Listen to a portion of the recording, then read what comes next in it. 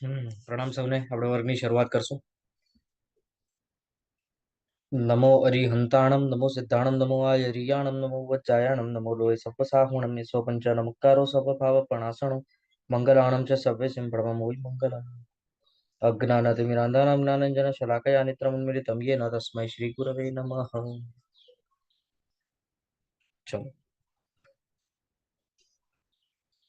અભક્ષ્ય અનંતકાયના વિષયમાં આપણે છેલ્લો જે ચલિત રસ છે તે ચલિત રસના વિષયની અંદર આગળ વધવાનું છે. તો ગયા વર્ગની અંદર જેમ આપણે વાત કરી હતી કે ચલિત રસના વિષયમાં આપણને ઘણી બધી વસ્તુઓ બતાવે છે, ઘણો બધો તેનો વિસ્તાર છે, તો તે આપણે આજે જોવાનો પ્રયત્ન કરશું. સર્વપ્રથમ તો ચલિત રસ કોને કહેવાય છે વગેરે આપણે સમજીશું, ત્યાર પછી તેનામાં આગળ વધશું. તો હજી સુધી આપણે પહેલા જેટલું કર્યું તેટલું આપણે જોઈ લઈએ અને ત્યાર પછી આપણે આગળ વધીએ.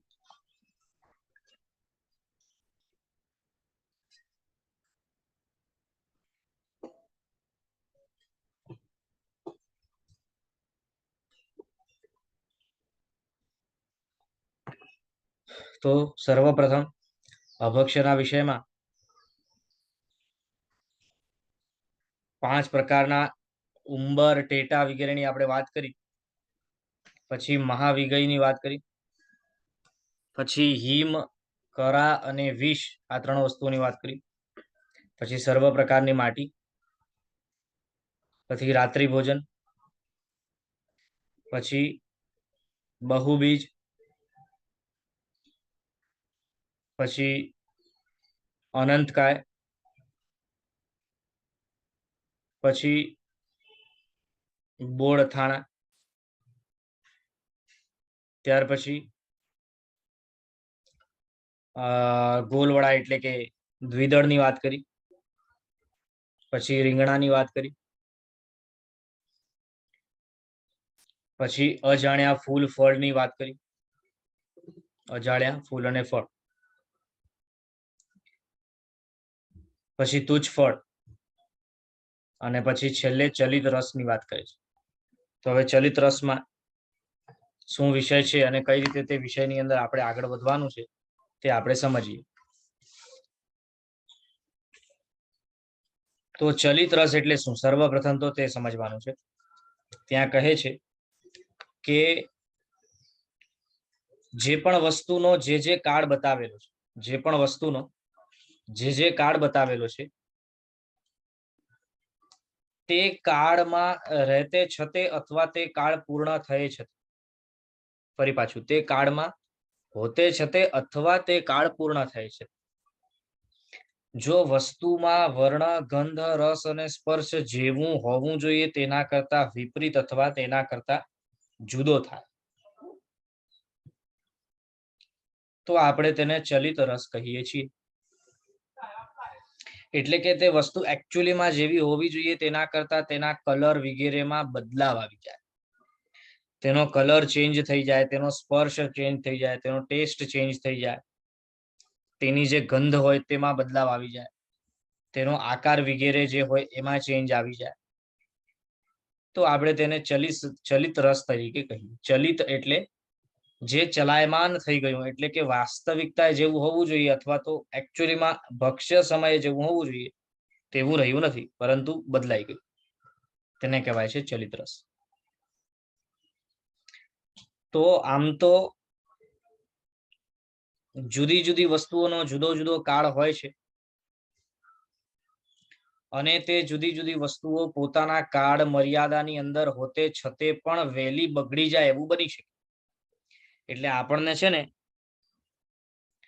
એકદમ જ એકાંતે કાળને પકડીને ચાલવું એવું નહીં રહેવું. એટલે કે કાળની મર્યાદાથી બહાર તો નથી જ જવાનું, પણ જેટલો કાળ તેનો છે તેટલું એને ચલાવવું જ, અથવા તે કાળ પૂરો થાય પછી જ વસ્તુ ખરાબ થાય એવું એકાંતે આપણને સમજવાનું, એ રીતે સમજવાનું નથી. કેમ કે એવું બની શકે કે જે વસ્તુ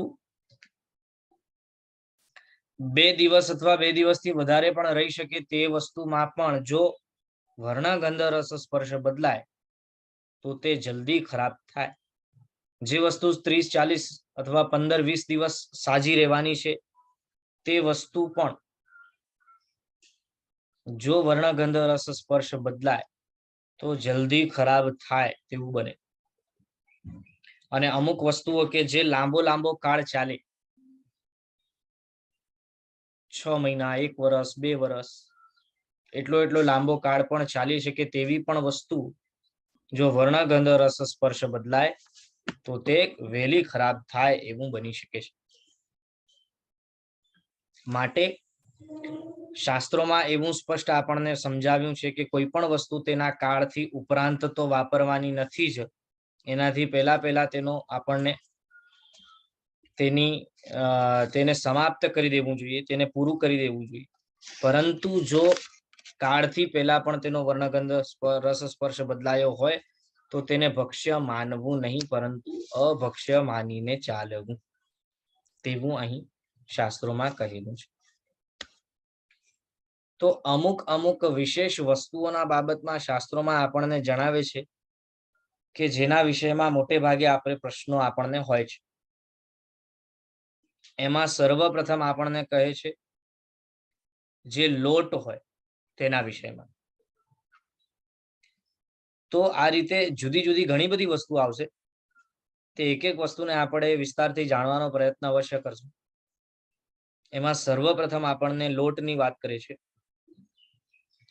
અને લોટની વાત કરતા સ્પષ્ટ કહે છે કે સર્વપ્રથમ તો જુદા જુદા ધાન્યનો જે લોટ છે,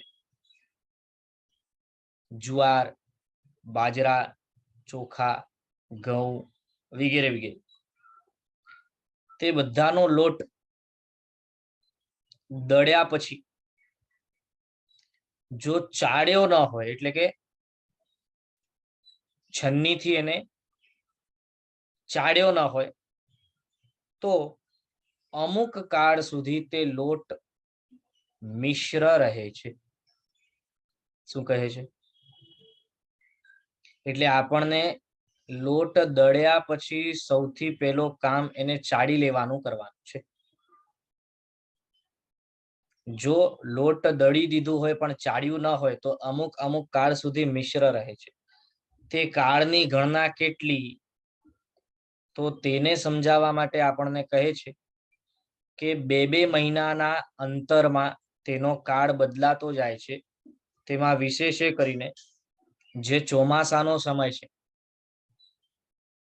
લગભગ આપણે કહીએ તો ઓગસ્ટ સપ્ટેમ્બર, એટલે કે શ્રાવણ અને ભાદરવો, આ શ્રાવણ અને ભાદરવામાં 5 દિવસ સુધી નહીં ચાળેલો લોટ મિશ્ર રહે છે. શું કહે છે? નહીં ચાળેલો લોટ મિશ્ર રહે છે. કયા મહિનામાં? શ્રાવણ અને ભાદરવા મહિનામાં. કેટલા દિવસ સુધી? 5 દિવસ સુધી મિશ્ર રહે છે. જો કે આમ તો છે ને, આપણે જ્યારે પણ લોટ વાપરીએ ત્યારે એને ચાળીને જ વાપરીએ છીએ, પણ દળ્યા પછી તરત જ ન ચાળીએ તો મિશ્ર રહે છે. તો એનો અર્થ શું? આપણે દળીએ ને જ્યારે, તો એનામાં જે પણ ધાન્ય છે તેના બધા ટુકડા છે ને એકદમ જ બારીક થઈને દળાઈ જ જાય એવો નિયમ નથી. એટલે ક્યાંક અમુક ટુકડાઓ અધકચરા રહી જાય, એટલે કે અડધા દળાયેલા રહી જાય. તેવી કન્ડિશનમાં 5 દિવસ સુધી તે ધાન્યમાં રહેલો જીવ હજી ચ્યવ્યો નથી તેમ સમજવું. એટલે કે જે એકદમ બારીક દળાઈ ગયો છે, એટલે જે લોટ બરાબર દળાયો છે એમાં જીવ નથી, પણ જે બરાબર દળાયો નથી તેમાં હજી જીવ છે. તેનું નામ મિશ્ર, અથવા તેનો અર્થ મિશ્ર. એટલે અંશે અચિત અને અંશે સચિત, તે રીતે આ લોટ રહે છે. તો નહીં ચાળેલો લોટ મિશ્ર રહે છે ત્યાં શ્રાવણ અને ભાદરવા માટે કહ્યું છે કે 5 દિવસ સુધી મિશ્ર રહે છે. એના પછીના જે 2 મહિના છે આસો અને કારતક, એમાં 4 દિવસ સુધી મિશ્ર રહે, 4 દિવસ. ત્યાર પછીના જે 2 મહિના છે એમાં 3 દિવસ સુધી, માગસર અને પોષ. પછી ફાગણ અને માહા, એ 2 માં 5 પ્રહર સુધી મિશ્ર રહે. ચૈત્ર અને વૈશાખમાં 4 પ્રહર સુધી, અને જ્યેષ્ઠ તથા અષાઢમાં મે જૂન અથવા જૂન જુલાઈ એની આસપાસમાં 3 પ્રહર સુધી મિશ્ર રહે, પછી અચિત થઈ જાય. એટલે જ્યારે પણ લોટ દળીએ તો સર્વપ્રથમ તો દળવાની બાબતમાં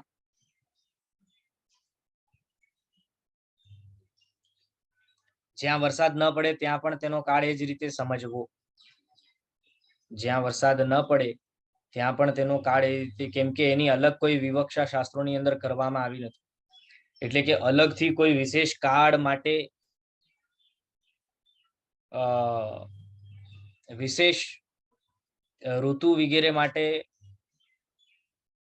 જે ફોરેન કન્ટ્રીઝમાં હોતી હોય છે તેના માટે અલગથી ક્યાંય શાસ્ત્રોમાં કંઈ બતાવ્યું હોય તેવું વાંચવામાં નથી આવ્યું.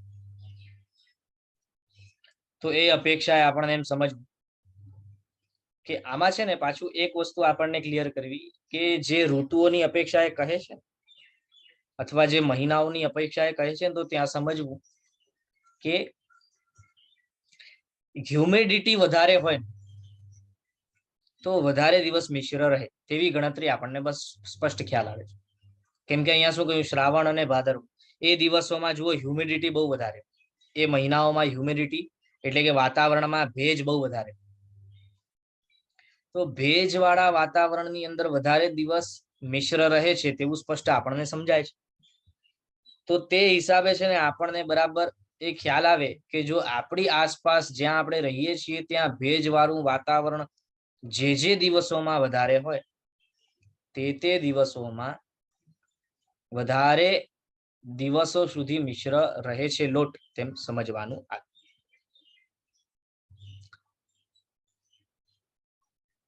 બીજી બાબતમાં દળવાની અપેક્ષાએ આપણને કહે છે કે લોટ મશીનમાં દળવું ન જોઈએ. જે ઇલેક્ટ્રિક મોટર વગેરેથી ચાલતું મશીન હોય તે બહુ ફાસ્ટ હોય, બહુ ફાસ્ટ. એટલે એમાં છે ને હીટ જનરેટ થાય, ગરમી પેદા થાય, અને એ ગરમીના કારણે જે ધાન દળાય છે તેમાં જે ન્યુટ્રિયન્ટ્સ છે એ નષ્ટ થાય. એટલે પહેલાના સમયમાં જે પદ્ધતિ હતી અને પહેલાના સમયમાં લોકોએ જે હાથથી દળવાની વ્યવસ્થા રાખી હતી તે જ સૌથી બેસ્ટ હતી. કેમ કે ત્યાં 96 to 97% ન્યુટ્રિયન્ટ્સ તેમાં રહેતા હતા. એ દળવાની બાબતમાં વળી જુઓ, વર્તમાન કાળમાં ગામડાઓમાં રહેતા હોઈએ ને આપણા પાસે પેલી ફેસિલિટી હોય કે જ્યાં આપણે હાથેથી દળી શકીએ તો વાત જુદી છે. આ મિશ્ર હોય તો ન ચાલે ને, બરાબર છે. એટલે મિશ્ર હોય તો ન ચાલે એટલે કહેવાનું તાત્પર્ય એ કે ડાયરેક્ટલી પછી એમાંથી લોટ ચાળ્યા વિના લઈએ તો ન ચાલે, નંબર 1. નંબર 2, મિશ્ર રહેવા શા માટે દેવું? કેમ કે જીવ જો આપણે મિશ્ર રહેવા દઈએ તો ત્યાં સુધી તે તડફરે અને વળી તે જે લોટ છે કે જે મિશ્ર રહેલો છે તે મિશ્ર લોટ ડાયરેક્ટલી તમે કોઈ પણ વસ્તુમાં ન વાપરી શકો, અને વહોરાવા વગેરે સમયે પણ જો આપણને એ ઉપયોગમાં લેવું હોય તો એવો મિશ્ર લોટ તરત ચાળીને આપો ને તો પણ આપણે વહોરાવી ન શકીએ. તરત ચાળીને આપો ને તો પણ વહોરાવી ન શકીએ. અને એકદમ ચાળીને રાખેલો લોટ હોય ને તો 2 ઘડી પછી આપણે એને વહોરાવી શકીએ. ડાયરેક્ટ લોટ વહોરાવો હોય તો પણ. કેમ કે અમુક અવસરે જૂના સમયમાં મહાત્માઓ કાચો લોટ પણ વહોરાવતા હતા. હમણાં તો જો કે એવું કોઈ કરતો નથી, પણ અપેક્ષા એ કોકને ક્યારેક જરૂર પડે અને વહોરાવે તો આપણી તો તૈયારી હોવી જોઈએ.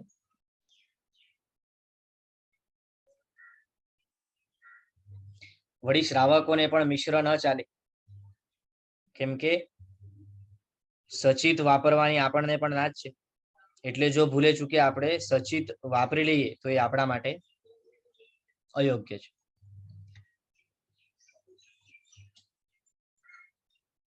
એટલે એ અપેક્ષા આપણને કહે છે કે દળો એટલે પછી દળ્યા પછી ચાળીને રાખો. જો હમણાં આપણા પાસે જૂની પદ્ધતિ નથી કે જૂની પદ્ધતિથી આપણે દળી શકીએ, એટલે આ બધા મશીનમાં જ દળે છે.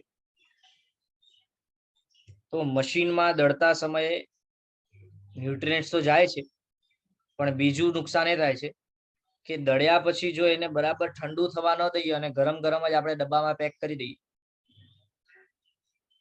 તો એ ગરમાટાનું જે પાણી છે એની અંદર રહી જાય અને પછી જલ્દીથી જલ્દી લોટને ખરાબ કરી નાખે. એટલે જો આપણે મશીનમાં દળતા હોઈએ તો ગરમ હોય ત્યાં સુધી એને ડબ્બામાં પેક કરીને મૂકવું નહીં, પરંતુ પેલા એને ઠંડુ થવા દેવું. પછી જ એને ડબ્બામાં પેક કરવું ચાળીને. બીજી વાત એ કહે છે કે ઘરમાં ઘરઘંટી હોય અને પોતે દળતા હોય તો આપણે જૈણાની બરાબર ચકાસણી રાખીએ, ઉપયોગ રાખીએ. એટલે ઘરની અંદર જો ચક્કી હોય તો એને બરાબર આપણને અવસરે અવસરે અંદરથી ખોલીને પણ વ્યવસ્થિત રીતે સાફ કરવી જોઈએ.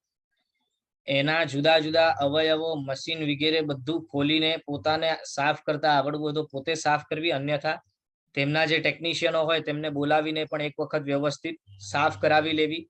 15 દિવસે વ્યવસ્થિત રીતે સાફ થવી જોઈએ અને દરરોજ બહારથી અંદરથી તો સાફ થવી જોઈએ. 15 દિવસમાં એક વખત તો અંદરથી ખોલી ખાલીને બધા મશીનો બહાર કાઢીને વ્યવસ્થિત રીતે સાફ કરવી જોઈએ. અને રોજબરોજ જ્યારે જ્યારે આપણે એનો ઉપયોગ કરતા હોઈએ ત્યારે એને વ્યવસ્થિત રીતે બહાર અંદરથી બરાબર સાફ કરવી,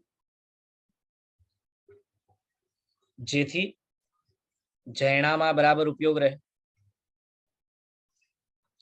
જો ઘરે ઘંટી ન હોય તો ન ચાલે, કેમ કે ઘરે ઘંટી ન હોય તો આપણે બહાર દળાવવા આપીએ, કાં તો પછી બહારનો તૈયાર લોટ લાવીએ.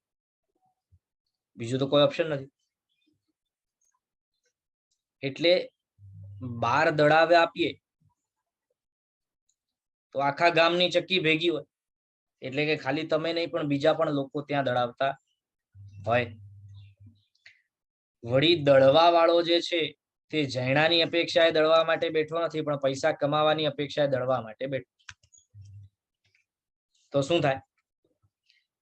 પેલો જેટલું વધારે દળે એટલું વધારે એને ફાયદો થાય. એટલે એ કઈ જૈણા માટે વિચારણા કરવાનો છે, અથવા જે દળે છે તેમાં જીવજંતુ જંતુ છે કે નહીં તેના વિષયમાં તે ચોકસાઈ રાખવાનો છે? નથી જ રાખવાનો. વળી ત્યાં માત્ર ઘરના જ લોકો દળવા માટે આપતા હોય તેવું પણ નથી. બજારમાં હોટલો વગેરેની અંદર ઉપયોગમાં લેતા હોય તેવા પણ લોકો એક એક સાથે 25-30 કિલો અથવા તો 50-50 કિલો દળવા માટે તેમને આપી દેતા. સપોઝ કરીએ કે એવું થતું હોય તો એમાં કોન્ટ્રાક્ટ કેવી રીતે હોય? દુકાનવાળાને કહી દે કે ભાઈ આ લોટ, આ આટલા આટલા ધાન, આટલા આટલા કિલો આને દળવા માટે આપી દેજો, અને પછી ત્યાંથી પિકઅપ કરીને અમારા ત્યાં મુકાવી દે. એટલે દુકાનવાળાઓ પણ સાફ કરવાની જહેમત ન લે અને ચક્કી વાળાઓ પણ સાફ કરવા માટેનો પ્રયત્ન કરે. તેથી તેની અંદર જો ઈયળ અથવા ધનેડા વગેરે હોય તો તે જીવો સાથે સાથે મરી જાય છે, પીસાઈ જાય છે. તે જીવો ત્યાં સાથે સાથે પીસાઈ જતા હોય છે અને તેમનું જીવન તો અંત થાય જ છે. તેમને તો આપણે કમોતે મોતના ઘાટે ઉતારીએ જ છીએ. તેનું તો ભયંકર પાપ આપણને લાગે જ છે, પણ સાથે સાથે તેમના કલેવરો મિશ્રિત એવો લોટ આપણા આહારમાં આવે અને તે આપણા શરીરને અને મનને પણ ભયંકર રીતે નુકસાન પહોંચાડે. એટલે બંને રીતે આમાં નુકસાન જ છે, ક્યાંય પણ કોઈ ફાયદો નથી જ. તેથી બાર દડાવા ન જ આપવું તેવું આપણને નક્કી કરવું. જો આપણે બજારની અંદર એટલે કે આપણે પોતે જે ધન કમાવીએ છીએ તે ધન કમાવ્યા પછી એને જુદી જુદી વસ્તુઓ માટે વેડફીએ છીએ, મોજ મજામાં લૂંટવીએ છીએ. તો થોડીક મોજ મજા ઓછી કરીને પણ સર્વપ્રથમ આપણને જૈણા માટેના સાધનો વસાવવા જોઈએ. એટલે ત્યાં આપણને બાંધછોડ ન કરવી જોઈએ. ઘરની અંદર ટીવી હોય, વોશિંગ મશીન હોય, ગીઝર હોય, ઇસ્ત્રી હોય, મિક્સર હોય, પણ ઘરઘંટી ન હોય, તો જેનાથી વિશેષ હિંસા થાય છે તેવા બધા સાધનો હોય, પણ જેનાથી જૈણા પાડી શકીએ તેવી વસ્તુ આપણે ઘરે ન વસાવીએ તો કઈ રીતે ચાલે? જોકે ઘરઘંટી પણ કઈ જૈણાનું સાધન નથી, પણ બહાર દડાવા આપ્યા કરતા ઘરે દડીએ તો જૈણા વધારે પાડી શકીએ તેની શક્યતા છે. બાકી તો શક્ય હોય તો પેલું હાથથી દળવા વાળો જ પથ્થર લાવવો જોઈએ અને એનામાં જ દળવું જોઈએ. ગામડામાં હજી શક્ય બની શકે, શહેરોમાં તો ટાઈમ કોને છે ભાઈ? No time, we do not have time. સમય ક્યાં છે? એટલે આ બધી બાબતો તરફ આપણને ધ્યાન રાખવું જોઈએ અને એ રીતે જૈણાપૂર્વક જે લોટ આપણે તૈયાર કરીએ છીએ તે ચાળીને મૂકવું જોઈએ. ગરમ હોય તો ઠંડો કર્યા પછી મૂકવું જોઈએ અને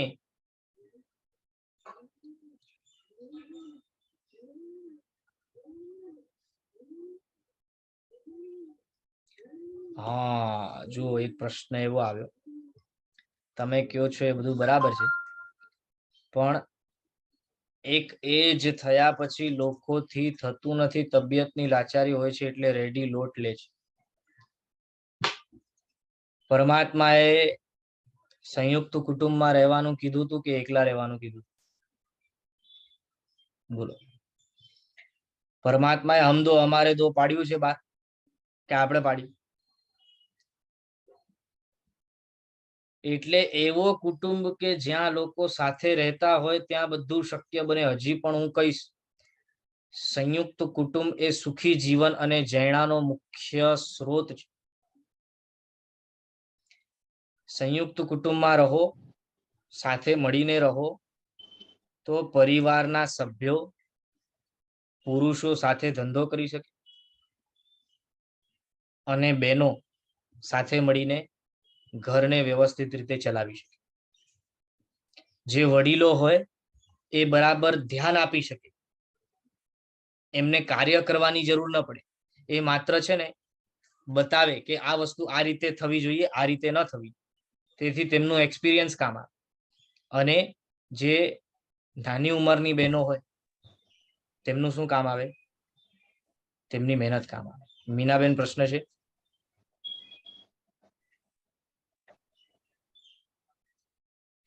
તો આ રીતે આપણને સમજવાનું છે કે આ એક પરમાત્માની એક આજ્ઞાની પાછળ છે ને બીજી આજ્ઞાઓ કઈ રીતે કામ કરતી હોય.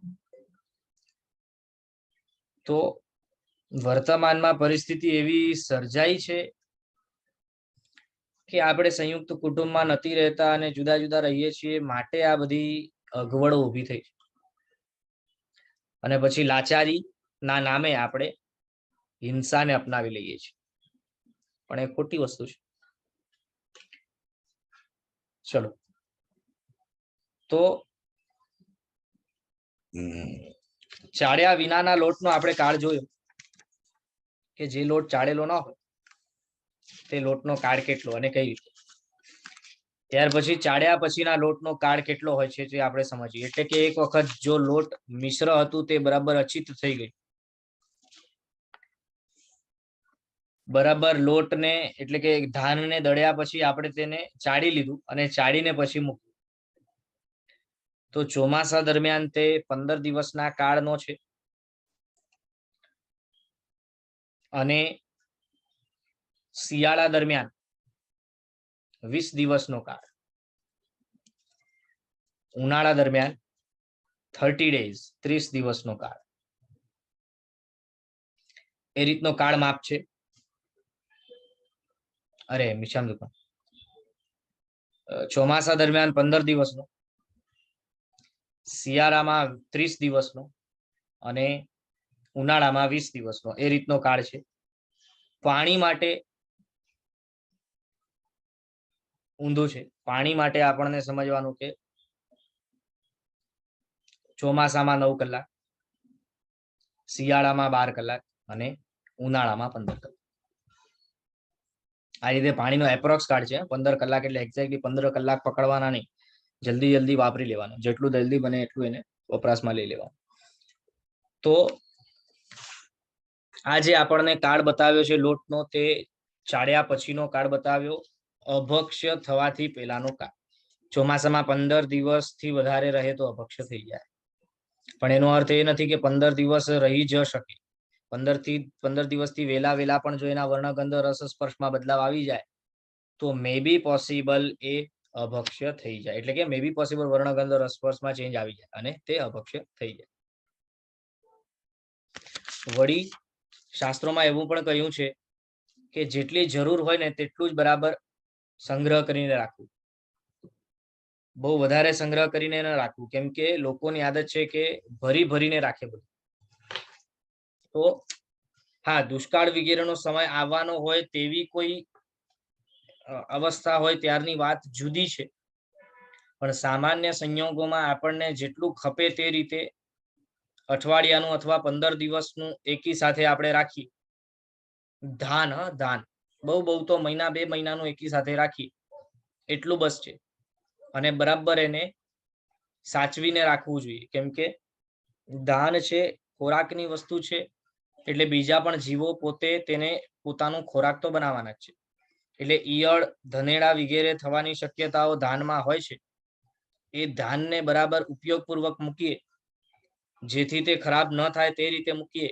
જેમ કે અમુક વસ્તુ એવી હોય કે જેમાં એરંડાનો તેલ લગાડીને તેને મૂકી દો. અમુક વસ્તુ એવી હોય કે જેમાં પારવો મૂકે, પારેવાની ગોળીઓ મૂકે, મર્ક્યુરી ટેબ્લેટ્સ મૂકે. અમુક વસ્તુ એવી હોય કે જેની અંદર રાખ ચોડીને મૂકે. અમુક વસ્તુ એવી હોય કે જેને રેતીમાં દબાવીને મૂકે. તો આ રીતે જુદા જુદા ધાન માટે જુદી જુદી રીત છે, અને એ રીત વડીલો પાસેથી જાણવા યોગ્ય છે, કેમ કે જૂના જમાનામાં વડીલોએ જે રીતે મૂક્યું હોય તે રીતે તેમનો એક્સપિરિયન્સ એમાં વિશેષ હોય, કેમ કે કેવા સિઝનના કેવા સંજોગોમાં કઈ રીતે કઈ વસ્તુને સાચવવું તે વિશેષ રીતે જાણતા હોય છે. તો એવા વડીલોએ જે રીતે પોતાના જીવનમાં અનુભવ લીધો હોય અને વસ્તુઓને સાચવ્યું હોય તે રીતે ધાનને સાચવવા માટે તેમના પાસેથી આપણને રાય લેવી જોઈએ. તેમનો એક્સપિરિયન્સ જે છે, એમનો અનુભવ જે છે, એની આપણને એનો ફાયદો લઈ અને તે વસ્તુને સાચવવી જોઈએ. દાળ જેવી વસ્તુઓ હોય તો એના ઉપર એરંડાનો તેલ વગેરે લગાડીને મૂકતા હોય છે.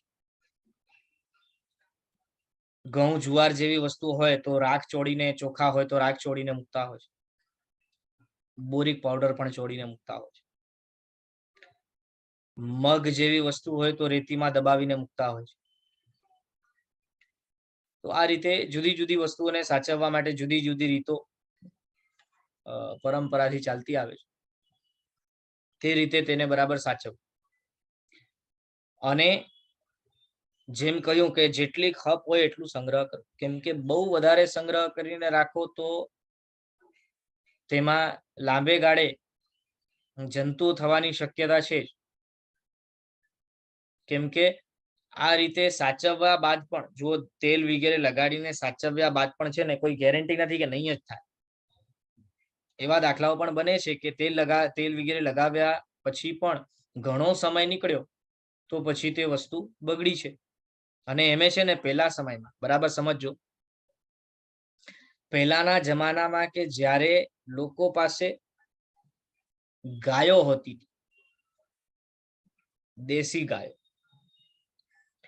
દેશી ગાયો હોય, બકરીઓ હોય, તો એ દેશી ગાયો બકરીઓ ચરવા માટે જાય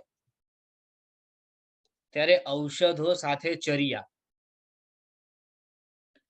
ઔષધો ચરી આવે એટલે તે જે ગોબર અને લીંડી વગેરે આપે તેમાં પણ તેનો અંશ હોય ઔષધિઓ. તેથી તે ગોબર લીંડી વગેરેને ખાતર બનાવીને માટી વગેરેમાં મિક્સ કરીને જ્યાં ધાન ઉગાડે ત્યાં ખેતરોની અંદર તેને ખાદ તરીકે વાપરે. એ ખાદ તરીકે વપરાયેલું હોય તો તેની અંદર જે ન્યુટ્રિયન્ટ્સ છે, જે એન્ટી શું કહેવાય એન્ટી સડનની જે એ છે શું કહેવાય શક્તિ છે, એટલે કે ગોબર અને લીંડી વગેરેની અંદર છે ને અમુક એવી પ્રોપર્ટીઝ હોય કે જેના કારણે કીટ ન લાગે, ખરાબ ન થાય. શું? ધાન. કેમ કે ધાન પોતે ઉગે છે તો એનો કસ લઈને ઉગે છે. ગોબરનો લીંડીઓનો જે ખાતર મૂક્યો એ ખાતરનું કસ લઈને ઉગે છે. હવે ખાતરનું કસ લઈને ઉગે એટલે એ રીતે ઉગેલા ધાન છે ને લાંબો વખત ટકે અને ઓછું સડે, કેમ કે એની અંદર જલ્દીથી કીટ ન થાય. જ્યારે કે વર્તમાનમાં તેવી કોઈ વ્યવસ્થા નથી. વર્તમાનમાં ફર્ટિલાઇઝરથી, પેસ્ટિસાઇડ્સથી અને ફર્ટિલાઇઝર્સથી કીટને દૂર મૂકવામાં આવે છે અને ગોબર કે લીંડી વગેરેનો વપરાશ કરીને ખાદ વગેરેમાં મિશ્રિત કરી એવું તો કોઈ વ્યવસ્થા રહી નથી. તેથી જે ધાન ઉગે છે એ જલ્દી સડે છે, કેમ કે તેનામાં એવી પ્રોપર્ટીઝ હોતી નથી કે જેથી કીટ બહુ લાંબો કાળ રહ્યા પછી લાગે. આ જુઓ, આ બધી પદ્ધતિઓ છે ને જે બગડી છે એના કારણે આ બધી આપણા જીવન ઉપર બધી નેગેટિવ અસરો થાય છે, બધી રીતે. એટલે જૂના સમયમાં લોકોએ જે વ્યવસ્થા કરી હતી તે એટલી જબરદસ્ત હતી, જેને આપણે જૂનવાણી કહીને, ઓર્થોડોક્સ કહીને લાત મારીને ફેંકી દીધી અને આધુનિકતાને આપણે આપણો નવો ભગવાન માનીને ચાલીએ છીએ. આધુનિકતા એ લોકોનો નવો ભગવાન છે વર્તમાન, પણ એ આધુનિકતા ખરેખર ભગવાન નહીં ને શેતાન છે એ આપણને ખબર નથી. જે આપણને ખરેખર ભયંકર પરિસ્થિતિઓ તરફ આગળ લઈ જાય છે. હવે તમે મને એમ કહો કે વર્તમાન કાળે નવી પેઢી જાણે છે ખરી કે રસોડામાં રસોઈ કઈ રીતે બનાવાય, ધાન કોને કહેવાય, મસાલા કોને કહેવાય, જીરું એટલે શું, રાઈ એટલે શું, મરી એટલે શું? બોલો. જીરો ધાણાનો પાવડર એટલે શું ને હલ્દી એટલે શું ને હિંગ એટલે શું ને ગરમ મસાલો એટલે શું? આ બધું ખબર છે નવી પ્રજાને? બોલો, તમે પોતે વિચાર કરો. અરે વોટ્સએપ, ફેસબુક અને ઇન્સ્ટાગ્રામ થી ઊંચા આવે તો આ બધી વસ્તુની ખબર હોય. એટલે કહેવાનું તાત્પર્ય એ છે કે સ્કૂલોમાં આપણે મોકલી દીધું પ્રજાને, સ્કૂલોમાં મોકલી દીધું અને સ્કૂલોમાં જે રટ્ટુ પોપટ બનાવીને એ લોકોને બહાર કાઢે એટલે એ રટ્ટુ પોપટ તરીકે એ લોકોને અમુક વસ્તુઓ બરાબર રટેલી મગજમાં હોય, બસ એટલું જ. એનાથી વિશેષ વાસ્તવિકતાએ પ્રેક્ટિકલી જ્ઞાન કઈ રીતે લેવું અને પ્રેક્ટિકલી તેનો ઉપયોગ કઈ રીતે કરવો તેના વિષયમાં તો કંઈ ખબર જ નથી. મને એમ કહો, આજની પેઢીમાં રહેલા જે નવા યુવાનો છે એમને નાચણી કોને કહેવાય, જવ કોને કહેવાય, રાઈ કોને કહેવાય, ઘઉં કોને કહેવાય, ચોખા કેવા હોય, કોલમ કોને કહેવાય, બાસમતી કોને કહેવાય, ટુકડા કોને કહેવાય, આ બધું કઈ ખબર છે? કઈ રીતે ધાન તપાસવાનું, ધાન તપાસીને કઈ રીતે ધાન ચોખ્ખું છે, નવું છે, જૂનું છે, લાભદાયી છે, એ ખબર પડે છે? બોલો. બજારમાં જાય તો કયો ફ્રૂટ લેવો અને કયો ફ્રૂટ ન લેવો એની ખબર પડે છે? કઈ રીતે લેવું, કઈ રીતે તપાસવું એની ખબર પડે છે? કશી ઉપાડીને લઈ આવે છે એમને, કઈ જ ખબર પડતી નથી. અને તેવી પ્રજાને આપણે ભણેલા ગણેલા કહીએ છીએ. બોલો. હા, ભણેલા છે, ગણેલા નથી. કેમ કે રટ્ટુ પોપટની જેમ સ્કૂલોમાં જે ભણાવે તે ભણીને આવે અને ગધેડાની જેમ ભણી કરી અને બહાર નીકળે અને પછી ગધેડાની જેમ કામ કરે. બાકી દુનિયામાં પ્રેક્ટિકેલિટી નામની જે વસ્તુ છે તેમના વિષયમાં તેમને કંઈ જ ખબર નથી. વ્યવહારુ જ્ઞાન તો હવે જરાય અપાતું નથી. મને એમ કે આજની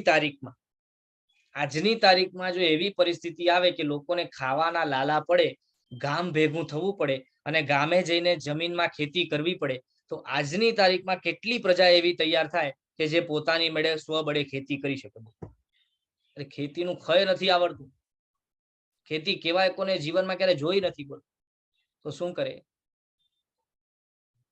ખરી મૂડી તો એ છે કે જે જ્ઞાન પ્રેક્ટિકલી ઉપયોગમાં લઈ શકે તેવું જ્ઞાન જો હોય તો જ જીવન સફળ કરી શકાય. બાકી આજે ઇન્ડસ્ટ્રીયલિઝમ આટલું વધે છે એના કારણે જે ભયંકર પરિસ્થિતિઓ ઉપજી છે, ફિનિશ પ્રોડક્ટ્સ ને તો કઈ ખાવાના નથી ને તમે. આ બજારમાં જેટલી વસ્તુઓ બને છે ફેન્સી ફેશનના નામે, મને એમ કહો કોરોનાનો કાળ આવ્યો અને 2 વર્ષ જે બરાબર બધાની વાટ લાગી, એમાં કેટલા લોકોએ બજારમાં મળતી ફેન ફતુરની વસ્તુઓ વાપરી કોઈ? જરૂરિયાત શેની પડી? જરૂરિયાત તો ધાન ધન્ય ફ્રૂટ ભાજી વેજીટેબલ વગેરેની જ પડી ને. અને હજી આપણે એટલું સારું છે કે ભારતમાં 70% લોકો ખેતી કરે છે, 70%. ખાલી 30% પ્રજા એવી છે કે જે ખેતી નથી કરતી. પણ ધીરે ધીરે આંકડો ઓછો થશે અને પછી ભયંકર પરિસ્થિતિઓ ધીરે ધીરે વધતી જશે સર્જાવાની. ઠીક છે, આપણે ટોપિકની થોડું બહાર જઈએ છીએ. વસ્તુ એ છે કે આજે કહેવાનું તાત્પર્ય એ છે કે આજની પ્રજાને પણ છે ને આ બધી વસ્તુઓથી અવગત કરાવવું, તેમને પ્રેક્ટિકલ જ્ઞાન આપવું જોઈએ, બજારમાં લઈ જવું જોઈએ. એમને 4 દિવસ 4 અઠવાડિયા કિરાણાની દુકાનમાં બેસાડો, તમે કામ કરાવવા માટે નહીં, સમજવા માટે કે કિરાણામાં કેવી કેવી વસ્તુઓ હોય.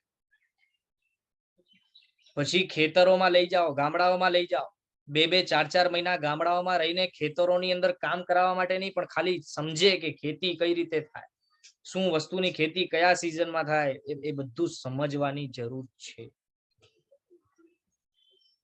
અને ખરેખર કહું ને તો આજથી 15 થી 20 વર્ષ પછી છે ને ખેતીનો બિઝનેસ એ બહુ મોટો બિઝનેસ હશે. ખેતીનો બિઝનેસ એ બહુ મોટો બિઝનેસ. આ બધા બિઝનેસો તો બહુ નાના થઈ જશે. કેમ કે લોકોને આખરે ખોરાકની જરૂર તો પડવાની જ છે. બાકી બધી વસ્તુઓ વિના ચાલશે, ખોરાક વિના નહીં ચાલે. ચલો, તો લોટના વિષયમાં આપણે વાત કરી. હવે બીજી વસ્તુ ચલિત રસની અપેક્ષા એ કહે છે, ત્યાં વાત કરે છે જલેબીની. જલેબી, લોકો જલેબી વાપરતા થયા છે, પરંતુ જલેબી જે રીતે બને છે તે રીત અયોગ્ય છે. આથો અપાવીને બનાવવામાં આવે છે, એમાં પણ વળી રાતના ભીંજાવીને આથો આપવામાં આવે છે. આપણા અહીંયા તો એમ કહ્યું છે કે રાતે બનાવેલી વસ્તુ તો અભક્ષ જ છે, વપરાય જ નહીં. વળી અમુક ઠેકાણે એવું પણ કહેવાય છે કે દિવસે બનાવેલી હોય અને દિવસે જે વસ્તુને આથો અપાયો હોય અને પછી તેની જલેબી બનાવવામાં આવે ને તે જ દિવસે વાપરી નાખવામાં આવે તો શું વાંધો છે? કાચી ચાસણી વપરાય છે, તેથી બીજા દિવસે તો એમે કાચી ચાસણી અભક્ષ્ય થાય. પણ જલેબી એ જ દિવસે આથવામાં આવી હોય ને પછી વાપરવામાં તો શું વાંધો છે? તો ત્યાં કહે છે કે સામાન્યથી છે ને આથો આપવા માટે છે ને જૂનો આથેલો ગોળ તો જોઈએ. એના વિના છે ને ગોળ એટલે મિશ્રણ, એના વિના છે ને આથો અપાય. એટલે કાં તો અમુક એવી વસ્તુઓનો વપરાશ કરવો જ પડતો હોય છે, ઈસ્ટ વગેરેનો પણ વપરાશ કરે. જો એ જ દિવસે આથો આપો તો ઈસ્ટ જે વગેરે જેવી વસ્તુ, ઈસ્ટ પોતે જીવ છે અને એના કારણે ફર્મેન્ટેશન થાય, તો ફર્મેન્ટેશનમાં પણ જીવોત્પત્તિ થાય. એટલે આપણા અહીંયા સુગ્ન પુરુષોએ જલેબી વાપરવાની ના પાડી છે. અને એ જ દિવસે બનાવેલી જલેબી પણ એ જ દિવસે કલ્પે કે કેમ, એમાં ઘણા બધા પ્રશ્નો છે, તત્વ કેવલી ગમ્ય છે, માટે એવોઇડ કરવું સારું છે. એટલે જલેબીનો ત્યાગ આપણા જીવનમાં હોવો જોઈએ, કેમ કે જલેબી જેવી વસ્તુ આપણા દ્વારા ન વપરાય. હા, જલેબી જેવી બીજી વસ્તુ આવે છે ઇમરતી, કે જે દેખાય જલેબી જેવી પણ જલેબી ન હોય. એ ઇમરતી એ જ દિવસે બનાવેલી એ જ દિવસે વાપરીએ તો વાંધો નથી, કેમ કે તેમાં આથો આપવાની જરૂર પડતી નથી. તો ઇમરતી વાપરવી હોય તો આપણે વાપરી શકીએ છીએ. એ જ દિવસે બનાવેલી હોય, એ જ દિવસે વપરાય, બીજા દિવસે તો એમે અપક્ષ. તો જલેબી માટે ખાસ કહ્યું છે કે જલેબી સર્વપ્રથમ તો સ્વાદનું કારણ છે, વિગઈ છે મીઠાઈની અપેક્ષા, અને વિગઈ એ વાસ્તવિકતા એ સ્વાદનું કારણ વધારે છે, સ્વાસ્થ્યનું કારણ નથી.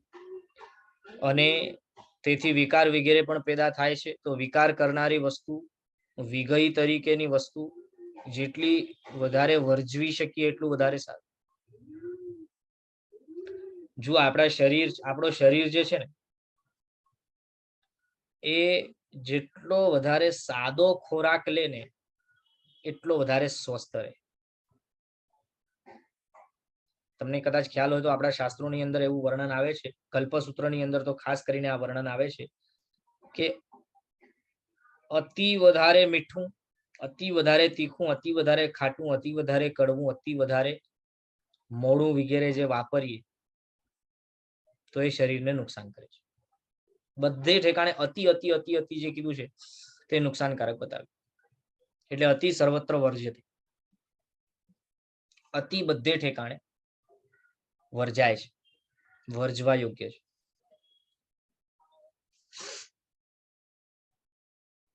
તો અતિ વધારે મીઠી વસ્તુ હોય કે અતિ વધારે ખાટી વસ્તુ હોય, કદાચ યુવા અવસ્થામાં તેના નુકસાનો આપણને ન દેખાય, પરંતુ લાંબે ગાળે જ્યારે ઉંમર વધતી જાય ત્યારે આ બધી વધારે પડતી વિગઈઓનો વપરાશ કર્યો હોય ને તો તેનું નુકસાન આપણને સ્પષ્ટ દેખાય. બહુ વધારે મીઠી વસ્તુ વાપરેલી હોય તો ઉંમર વધે એટલે ડાયાબિટીસ અથવા ચામડીના રોગો વગેરે વધવાની શક્યતાઓ થાય છે. બહુ વધારે ખાટું વાપર્યું હોય તો ઉંમર વધે ત્યાર પછી ખટાશના કારણે સ્નાયુઓમાં પ્રોબ્લેમ, અથવા તો જે જોઈન્ટ્સ હોય બોડીના, એ જોઈન્ટ્સની અંદર પ્રોબ્લેમ, આ બધા પ્રોબ્લેમ જોવા મળે છે. બહુ વધારે તીખું વાપરતા હોય તો જેમ ઉંમર વધે તો પાઇલ્સ, એસિડિટી, બહુ વધારે શરીરના જે સોફ્ટ અવયવ હોય તે બગડવાની તકલીફ, આ બધું ઊભું થાય છે. તો કહેવાનું તાત્પર્ય એ કે જેટલો સાદો ખોરાક વાપરો એટલો શરીર માટે સારો છે, અને વિગઈઓનો જેટલો વધારે વપરાશ કરો એટલું વિકાર પણ કરે અને શરીરને પણ નુકસાન કરે. આ લિમિટેડ વાપરો, માત્ર શરીરને શક્તિ મળે, પૂરતી શક્તિ મળે એટલા પૂરતું વાપરતા હો ત્યાં સુધી વાંધો નથી. પણ આપણે શરીરની શક્તિ માટે વિગઈઓનો વપરાશ નથી કરતા, બલકે સ્વાદ માટે વિગઈઓનો વપરાશ કરીએ છીએ, અને ત્યાં આપણે હારી જઈએ છીએ. અને એના કારણે શરીર બગાડી બેસીએ છીએ, મન બગાડી બેસીએ છીએ, પરંપરાએ આત્મા પણ બગાડી બેસીએ છીએ.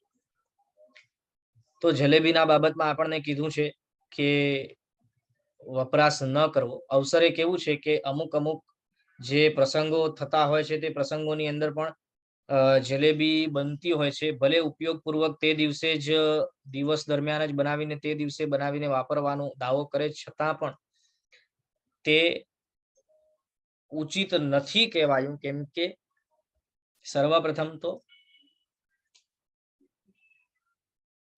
કઈ રીતે બને છે અથવા ઉચિત રીતે બનેલી હોય એવું દાવો કરે છતાં પણ તેમાં જીવોત્પત્તિ અને જીવ હિંસાની શક્યતા 90% છે. અને વળી પ્રસંગોની અંદર જ્યારે આપણે વાપરીએ તો જે ધર્મમાં બાળ જીવો છે તેમને તો એવું જ લાગે કે જલેબી વાપરવા યોગ્ય છે, અભક્ષ્ય નથી, કેમ કે ધર્મ પ્રસંગોમાં પણ વપરાય છે. તેથી અવસરે બજારમાં બનેલી જલેબીઓ પણ તેઓ વાપરવાનું શરૂ કરે કે જે વાસ્તવિકતાએ અભક્ષ્ય છે. તો એ બધી અપેક્ષાઓને ધ્યાનમાં રાખીને આપણને સંપૂર્ણપણે તેનો ત્યાગ કરવો, પ્રસંગોમાં પણ તેનો વપરાશ કરીને આ રીતે ઊંધા મત ફેલાય તે બાબતમાં આપણને ભાગીદાર બનવું નહીં. એ જ આપણા માટે હિતાવહ છે. ચલો, ત્યાર પછી બીજી બાબતમાં કહે છે, પહેલા નંબરમાં આપણે લોટની વાત કરી, બીજા નંબરમાં જલેબીની વાત કરી, ત્રીજા નંબરમાં કહે છે હલવો. લપલપો, ચપચપો, ચીકણો હલવો અભક્ષ્ય છે, વપરાય તેમ નથી. કેમ કે એમાં ઘઉં વગેરેનો લોટ બરાબર સડાવીને તેમાંથી બધા ન્યુટ્રિયન્ટ્સ કાઢીને પછી તેનો વપરાશ કરીને તેને બનાવવામાં આવે છે લચપચો હલવો. આ મુંબઈમાં બહુ ફેમસ છે એટલે લોકો બરાબર એને દબાવીને વાપરે પણ છે, અને બજારોમાં જે મળે છે તેને લઈને પોતે પોતાના મિત્ર વર્ગમાં કે સગા સંબંધીઓમાં ભેટ તરીકે પણ લઈ જતા હોય. ઉચિત નથી, કેમ કે હલવો એ અભક્ષ્ય વસ્તુ છે. અસંખ્ય જીવોની ઉત્પત્તિ થાય છે કેમ કે એનો લોટ સડાવવામાં આવે એટલે અસંખ્ય બહિન્દ્રિય જીવોની ઉત્પત્તિ થાય, એટલે સર્વથા ત્યાગ કરવા યુક્ત છે. દૂધીનો હલવો જો હોય તો એ જ દિવસે વાપરી જવું, એ જ દિવસે બનાવીને એ જ દિવસે વાપરી જવું. ગાજર તો એમે અનંતકાય છે એટલે ગાજરનો હલવો તો પ્રશ્ન નથી આવતો. દૂધીનો હલવો બનાવતા હોઈએ તો તે દિવસે વાપરી જવો, બીજા દિવસે અભક્ષ્ય હોય. એટલે બીજા દિવસે આ દૂધીનો હલવો વાપરી શકીએ નહીં. લોકો ફ્રીજમાં રાખીને પછી 3 દિવસ, 4 દિવસ, 5 દિવસ વાપર્યા કરે છે, પણ એ યોગ્ય નથી. તે દિવસે બનાવો, તે દિવસે વાપરી જાઓ, ત્યાં સુધી વાંધો નથી. કઈ સ્વીટ્સ ન ચાલે જે બધી વસ્તુ આવશે. સ્વીટ્સમાં છે ને મુખ્યત્વે એક વસ્તુ આપણને સમજવી કે જે વસ્તુમાં પાણીનો ભાગ હોય, દૂધનો કાચો માવો હોય, કાચી ચાસણી હોય, તેવી મીઠાઈઓ તે જ દિવસે બનાવીને તે જ દિવસે વપરાય. એના સિવાય પાકો માવો, પાકી ચાસણી વપરાયેલી હોય તેવી મીઠાઈઓ 5-6 દિવસ સુધી પણ આપણે વ્યવસ્થિત રીતે તેનો વાપરીને ઉપયોગ કરી શકીએ છીએ. આમ તો એનો કાળ લાંબો છે, પણ આપણને 5-6 દિવસમાં તેને વાપરી લેવું. કાળ તો તેનો ઋતુ પ્રમાણેનો જ છે. ચોમાસામાં 15 દિવસ, જેમ કે સમજો કે પાકા માવાથી બનાવેલા પેંડા હોય, મોહનથાળ વગેરે જેવી વસ્તુઓ હોય, તો એ બધી વસ્તુઓ, બરફી હોય, એ બધી વસ્તુઓ જો બરાબર પાકા માવાથી બનાવેલી હોય તો આપણે તેનો મિલ્ક કેક જેવી વસ્તુ, કેમ કે એમાં કેવું છે, મિલ્ક કેક એટલે સમજો ને માવાને એકદમ બરાબર ગરમ કરીને એમાં એને બનાવે, જેમાં દૂધનો અંશ ન રહે, દૂધની જે લિક્વિડિટી છે, લિક્વિડ ફોર્મ છે તેવું અંશ ન રહે, એકદમ એ બરાબર પાકો થઈ જાય. તો એ રીતે પાકો માવો હોય, વળી પાછો ઘરે બનાવેલો. બજારમાં બનાવેલી મીઠાઈઓ તો ચાહે કાચા માવાની હોય, ચાહે પાકા માવાની હોય, ચાહે કાચી ચાસણીની, પાકી ચાસણીની હોય, અભક્ષ્ય છે, કેમ કે તેમાં ઝેણાનો કોઈ પ્રશ્ન નથી. એ લોકોને વેચવી છે એટલે એ રીતે બનાવે છે. હા, કોઈ ગ્રહ ઉદ્યોગ હોય કે જેમને તમે વ્યવસ્થિત રીતે જાણતા હોય, તે જૈન દર્શનના વિષયમાં બરાબર જાણતા હોય, ખાદ્ય અખાદ્ય ભક્ષ્ય અભક્ષ્યના વિષયમાં જાણતા હોય, તેની બરાબર ચકાસણી કરીને બનાવતા હોય તે વાત જુદી છે. બાકી બજારોમાં બનતી મીઠાઈઓ તો અભક્ષ્ય જ છે, આ ચોક્કસ વાત પકડી લઈ. કેમ કે તેમને સર્વપ્રથમ તો મીઠાઈઓ બનાવતા સમયે દૂધ કેવો વાપર્યો, કયો વાપર્યો, અથવા તો જે લોટ વગેરે વપરાય છે તે કેવો કયો, એની એમાં જૈણા પાડી છે નથી પાડી, એ બધાનો પ્રશ્ન આવે. એટલે વસ્તુ કદાચ આમ બગડેલી ન હોય, ફૂગ વગેરે લાગેલી ન હોય, કાળ એનો આવેલો ન હોય, ચલિત રસ ન થઈ હોય, તો પણ જૈણાપૂર્વક નથી બનાવેલી તો આપણા માટે ખાવા યોગ્ય નથી. એવું આપણને સમજવું. ભલે વસ્તુ ભલે પોતે ભક્ષ્ય છે, પણ આપણા માટે એ ભક્ષ્ય નથી. એટલે ભક્ષ્ય છે એટલે કે બગડેલી નથી, ખાવા યોગ્ય છે. વસ્તુ ચલિત રસ નથી, ખાવા યોગ્ય છે. તેવી પણ બજારમાં મળતી વસ્તુ આપણા માટે તો ખાવા યોગ્ય નથી, કેમ કે તેમાં જૈણા વગેરેનો કોઈ પ્રશ્ન આવતો નથી. હિંસા ભયંકર રીતે થાય છે. તો ભક્ષ્ય એવી પણ વસ્તુ વધારે પડતી હિંસાનું કારણ બનતું હોય તેવી પણ વસ્તુ ન લેવાય, ન ખવાય. જૈન લોકો જે વધુ વાપરે છે આજકાલ બહારની, હા એ બરાબર છે તમારી વાત. અરે મીઠાઈઓ વાપરે છે છોડો. જૈનોની વર્તમાનમાં પરિસ્થિતિ એવી છે કે હું કહું તો આપણા રૂવાટા ઉભા થઈ જાય એવી પરિસ્થિતિ છે જૈનો. બહાર બજારમાં જે વપરાય છે તે કેટલું વપરાય, પણ આપણને આપણા પૂરતી સાવચેતી અવશ્ય આપણને રાખવી જોઈએ. આખા દુનિયાના આખા જૈનોની જવાબદારી આપણે લીધેલી નથી, કેમ કે આપણે એવા કોઈ સ્થાને બેઠેલા. હા, પોતાના કુટુંબીજન, સગા સંબંધીઓ હોય કે જે તમારી વાતને માન્ય કરતા હોય તેમને સમજાવવાનો પ્રયત્ન કરો અને તે સમજે અને છોડે તો વેલ એન્ડ ગુડ. બાકી ગુરુ પદે બિરાજમાન થાવ અને ગુરુ પદે બિરાજમાન થયા બાદ તમને જે સમર્પિત થાય તેમની બધી રીતે સાચવણી કરવાની જવાબદારી ગુરુની આવે. ગુરુને જે સમર્પિત થાય તેની જવાબદારી આવે.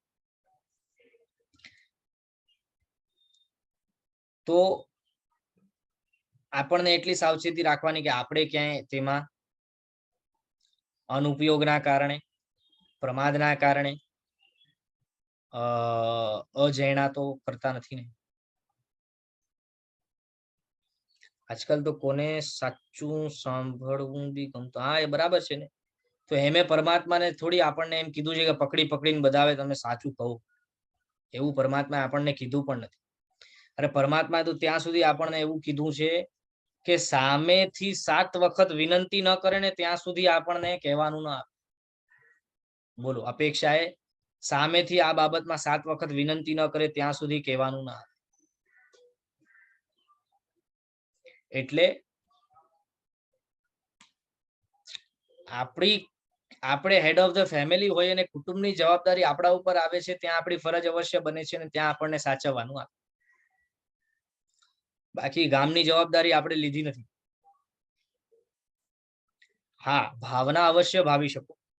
મૈત્રી ભાવ દ્વારા અને કરુણા ભાવ દ્વારા તેમના પ્રત્યે એવા ભાવોથી તમે ભાવિત થઈ શકો અને સાથે તેમને સદબુદ્ધિ મળે એવી ભાવના અવશ્ય, કેમ કે ભાવનાની કોઈ મર્યાદા નથી.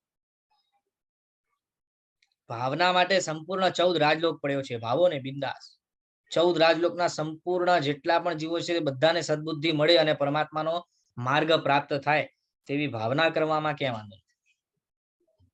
પણ પ્રેક્ટિકલી સમજાવવું કોને, સમજાવવું નહીં કોને, એ બધું આપણને સમજવું બરાબર ખ્યાલમાં રાખવું જોઈએ. ચલો, તો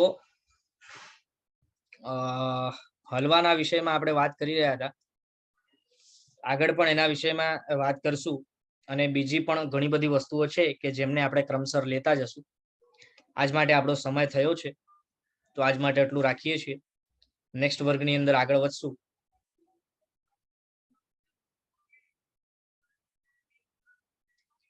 dried seeds like pumpkin, watermelon વગેરે એને તડકે તમે બરાબર સુકાવેલા હોય તો જ્યાં સુધી મને ખ્યાલ છે તડકો વ્યવસ્થિત મળે તો અચિત થાય, અને અચિત થયા પછી એનો વપરાશ આપણે મુખવાસ વગેરેની અંદર કરતા હોઈએ તો ત્યાં સુધી વાંધો નથી. આ ખ્યાલ આવ્યું. ચિયા સીડ્સ, મેલોન સીડ્સ વગેરે. બસ એ જ રીતે કે એને બરાબર આપણે આમ તો છે ને બીજ સ્વરૂપે છે ને, તો બીજ સ્વરૂપે છે અને સુકાઈ ગયેલા છે તો એમાંથી જીવ જે છે એ ચેવી ગયો, પણ યોની નષ્ટ નથી થઈ. એટલે કે જો એને ફરી અનુકૂળ વાતાવરણ આપવામાં આવે, જેમ કે એને તમે કોઈ કુંડામાં વાવી દો તો એ ઉગી જશે, પણ એનો અર્થ એ નથી કે ઉગી ગયો એટલે જીવંત હતો, એમ નહીં. યોની જીવંત છે એટલે જીવ ઉત્પન્ન થઈ શકે તેવી શક્યતા એમાં છે, કેમ કે એનામાં હજી એ યૌનીપણું હાજર છે. પણ જીવ છે એવું નહીં સમજવાનું આવે. એટલે કે સુકાઈ ગયેલો હોય તો જીવ નષ્ટ થઈ ગયેલો, જીવ ચેવી ગયેલો હોય, અને બાળી નાખીએ, શેકી નાખીએ તો યોની પણ નષ્ટ થઈ જાય. જે શેકી નાખવામાં આવે તે પછી વાવે તો ઉગે નહીં. એટલે બેસ્ટ વસ્તુ આપણે શેકીને પછી વાપરીએ તો સૌથી બેસ્ટ છે. ચલો, જીનાજ્ઞા વિરુદ્ધ બોલાય તો મિચ્છામિ દુક્કડમ સર્વમંગલ માંગલ્યમ સર્વકલ્યાણકારણમ પ્રધાનમ સર્વધર્માણામ જૈનમ જયતિ શાસનમ જેને શાસન દેવકી જય. પ્રણામ બધાને, આભાર. આ શેકીને વપરાય.